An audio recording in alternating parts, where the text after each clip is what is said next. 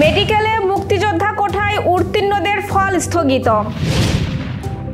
রাজনীতিতে স্লোগান নয়, মেধা ও বুদ্ধির প্রতিযোগিতা চলছে, মন্তব্য ফখরুলের।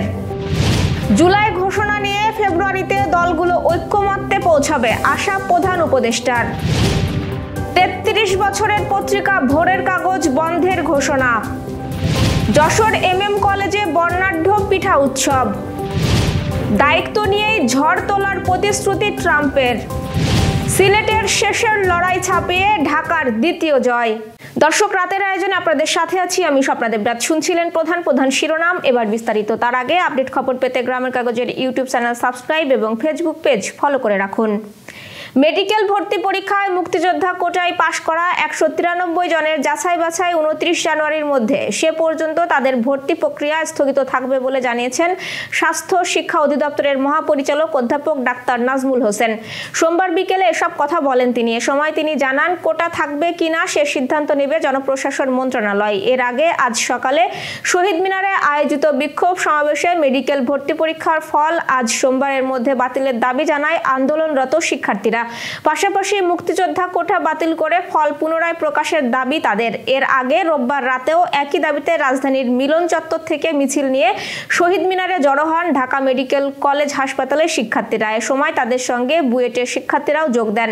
বর্তমানে মুক্তিযোদ্ধার সন্তানদের জন্য 5%, পাহাড়ি জনগোষ্ঠীর জন্য 2% এবং ক্ষুদ্র নৃগোষ্ঠীর জন্য 1% কোটা সংরক্ষিত আছে। সেই অনুযায়ী রোববার মেডিকেল পরীক্ষার ফল প্রকাশ করে কর্তৃপক্ষ। এবছর MBBS ভর্তি পরীক্ষায় অংশ নিতে 1,35,665 জন শিক্ষার্থী আবেদন করেছিলেন। পরীক্ষায় অংশ নিয়েছিলেন 1,31,729 জন পরীক্ষার্থী। তাদের মধ্যে 60,095 জন পরীক্ষার্থী উত্তীর্ণ হয়। পরীক্ষায় পাস নম্বর ছিল 40।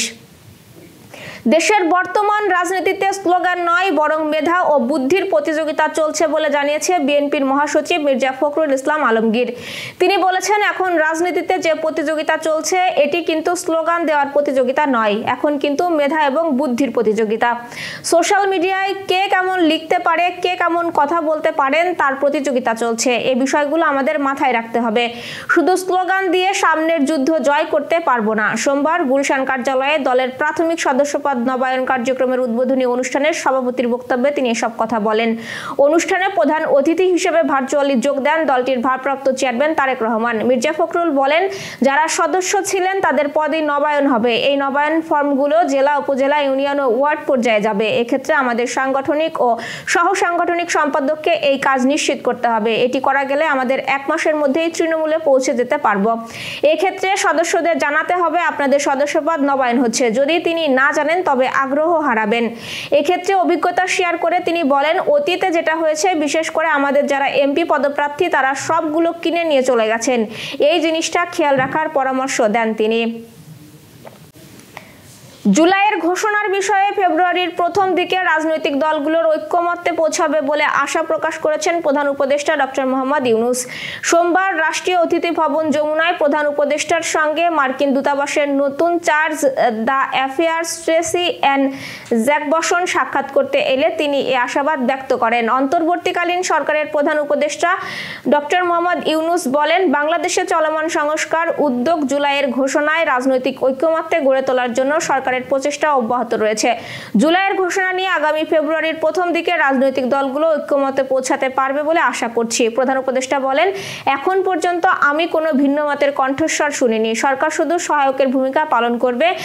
আমার কাজ একটি ঐক্যমত তৈরি করা। তিনি আরো বলেন, বাংলাদেশ সব প্রতিবেশীর সঙ্গে সম্পর্কে গুরুত্ব দেয়। এক সময়ের জনপ্রিয় বাংলা পত্রিকা দৈনিক ভোরের কাগজ বন্ধের ঘোষণা দিয়েছে প্রতিষ্ঠানটির কর্তৃপক্ষ। সোমবার রাজধানীর মালিবাগে প্রতিষ্ঠানটির প্রধান কার্যালয়ে এ সংক্রান্ত একটি নোটিশ ঝোলানো হয়েছে। ভোরের কাগজের নির্বাহী সম্পাদকের সই করা এই নোটিশে বলা হয়েছে, ভোরের কাগজ কর্তৃপক্ষ বাংলাদেশ শ্রম আইন 2006 এর 12 ধারা অনুযায়ী মালিকের নিয়ন্ত্রণ বহির্ভূত কারণে প্রতিষ্ঠানের প্রধান কার্যালয় বন্ধ করার সিদ্ধান্ত গ্রহণ করেছেন, যা 20 জানুয়ারি 2025 তারিখ থেকে কার্যকর হবে। প্রতিষ্ঠানটির কর্মীরা জানিয়েছেন, পত্রিকা বন্ধের কথা তারা সোমবার সকালেই জানতে পেরেছেন। ভোরের কাগজের প্রধান প্রতিবেদক খন্দকার কাউসার হোসেন বলেন, আমরা রিপোর্টাররা অন্যান্য দিনের মতো যার যার অ্যাসাইনমেন্টে ছিলাম। সকালে অফিস থেকে জানানো হয়েছে আমাদের বের করে দিয়ে নোটিশ দিয়েছে। কাউসার হোসেনের ধারণা, পুরানো কর্মীদের ছাঁটাই করে মালিকপক্ষ নিজেদের মতো করে নিয়োগ দিতেই এ ধরনের নোটিশ দিয়েছেন। তিনি জানান, ছাঁটাইয়ে আপত্তি নেই, তবে এর জন্য 8ম ওয়েজ বোর্ড অনুযায়ী কর্মীদের সুযোগ সুবিধা নিশ্চিত করতে হবে।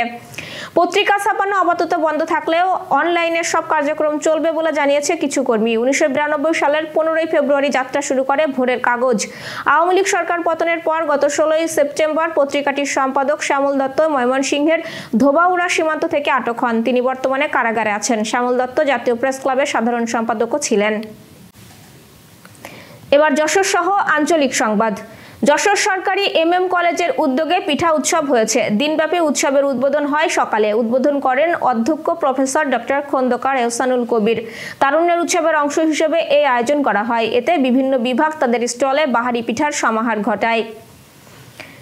রাজধানীর পল্টন ময়দানে বাংলাদেশের কমিউনিস্ট পার্টির সিপিবির সমাবেশে বোমা হামলার 24তম বার্ষিকী আজ। 2001 সালের 20 জানুয়ারি সিপিবির সমাবেশের এই ঘটনায় 5 জন নিহত হন।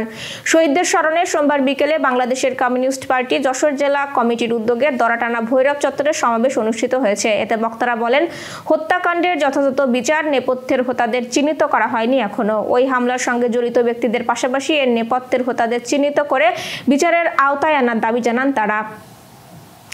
যশোরের রামনগর ইউনিয়নের মোবারককাঠি এলাকায় KBMS বন্ধু সংগঠনের উদ্যোগে কম্বল বিতরণ করা হয়েছে। সোমবার বিকেলে সংগঠনের সভাপতি মুন্সি নাজমুল হোসেন সহ অন্যরা কম্বল বিতরণ করেন।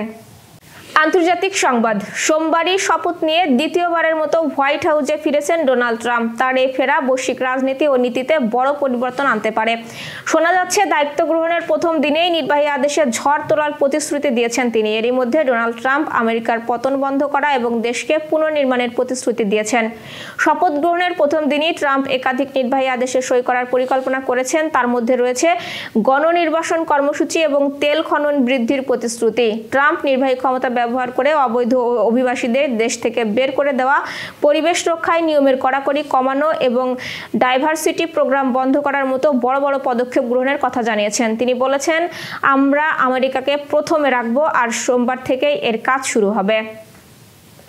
Renaissance hospital and diagnostic centre. রেনেসাতেই মিলছে কম খরচে উন্নত সেবা। তাই নিশ্চিন্তে আমাদের সেবা নিন, সুস্থ থাকুন।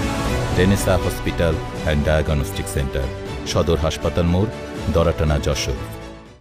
দর্শক, শেষ করব খেলার সংবাদ দিয়ে। লম্বা সময় দেখে শুনে খেলতে থাকা লিটন দাস শেষ দিকে তুললেন ঝড়।